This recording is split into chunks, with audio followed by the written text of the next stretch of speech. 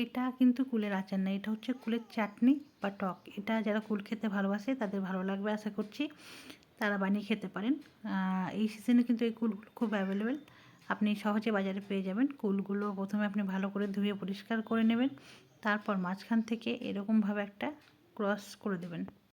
সমস্ত কুলগুলো আমি এইভাবেই ক্রস করে কেটে নিয়েছি। কুলগুলো ক্রস করে কাটার পর আমি বোটাগুলো সব ছাড়িয়ে নিয়েছি। ছাড়িয়ে ভালো করে আরেকবার আমি পরিষ্কার করে ধুয়ে নেব, তারপর আমি মেন রেসিপিতে যাব।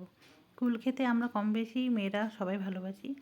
একটু যদি টক টক স্বাদের কুল হয়, তার এই যে চাটনিটা বা এই যে টকটা বানানো হয় সেটা খেতে কিন্তু অসাধারণ লাগে। কিন্তু আমার কাছে আজকে টক কুল ছিল না, এই মিষ্টি কুল দিয়ে বানিয়েছিলাম, সে খেতে মোটামুটি হয়েছিল। টক হলে বেশি ভালো হয়। প্রথমে আমি একটা প্যানকে গরম করে নিয়ে ওর মধ্যে 3 টেবিল চামচ পরিমাণ সর্ষের তেল দিয়েছি, আর এর মধ্যে আমি দিয়েছি 2টো শুকনো লঙ্কা আর 3টে তেজপাতা। এর মধ্যে আমি একটু দিয়ে দিয়েছি মোটামুটি 1 চামচ মতো পাঁচফোড়ন।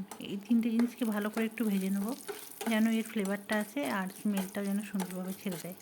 তারপর আমি যে কুলগুলো ধুয়ে রেখেছি সেগুলো এর মধ্যে দিয়ে ভালো করে হালকা করে নেড়ে নেব। এই পর্যায়ে কিন্তু আপনাকে খেয়াল রাখতে হবে, এই সময় যখন আমরা কুলগুলো প্যানের মধ্যে দেবো তখন কিন্তু প্রচুর পরিমাণে তেলগুলো ছেটে, গায়ের মধ্যে যেন গরম তেল না লাগে তার জন্য কিন্তু সাবধানে করবে।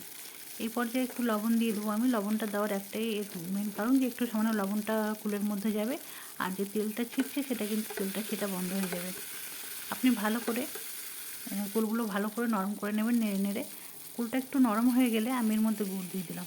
আমি এখানে মোটামুটি হাফ কাপের একটু বেশি গুড় দিয়েছি। আপনি চাইলে চিনি দিয়েও বানাতে পারেন, চিনি দিয়েও কিন্তু খুব সুস্বাদু হয়। গুড়টা দেওয়ার কারণ অনেকেই যারা সুগারের পেশেন্ট আছে বা চিনিটা অ্যাভয়েড করতে চান তারা কিন্তু গুড় দিয়েই বানাবেন। গুড়টা দেওয়ার পরে আমি ভালো করে এটাকে গুড়টা গলিয়ে নেব, তার জন্য ঢাকনাটা ঢেকে দেবো। ঢাকার আগে যদি প্রয়োজন হয় একটু জল দিয়ে দেবেন। আমার মনে হয় না আমার এই গুড়টা একটু নরম নরম ছিল, তাই এটা গলে গেলে তারপর আমি একটু জল দিয়ে নিয়েছি। আর এই গুড়ের মধ্যে আমি কুলগুলোকে কিন্তু ভালো করে সেদ্ধ করে নেব। এরকমভাবে কুলগুলো এদিক ওদিক করে আমাকে নেড়ে চেড়ে সেদ্ধ করে নিতে হবে। সেদ্ধ হয়ে যাওয়ার পর আমি কুলগুলোকে হালকা করে একটু চাপ দিয়ে ভেঙে নেব। একদম নরম করে দেবো না বা এর মধ্যে একদম মিশিয়ে দেবো না, একটু চাপ দিয়ে জাস্ট কুলগুলোকে একটু একটু চেপে দেবেন। তাতে কি হয়, গুড়টা ভালোভাবে এটার মধ্যে মিক্স হবে আর খেতে কিন্তু ভালো লাগবে। গোটা গোটা হয়ে থাকলে সেটা একটু ভালো লাগে না। একটু চেপে দিয়ে এভাবে আমরা গুড়ের সঙ্গে এটাকে মিক্স করে নেব। এরপর মোটামুটি 10-15 মিনিট মতো আমি এটাকে নেড়ে নেড়ে ভালো করে কুক করে নেব। তারপর আমি একটু ঢাকনা দিয়ে শেষে এটাকে একটু টান টান হতে দেবো।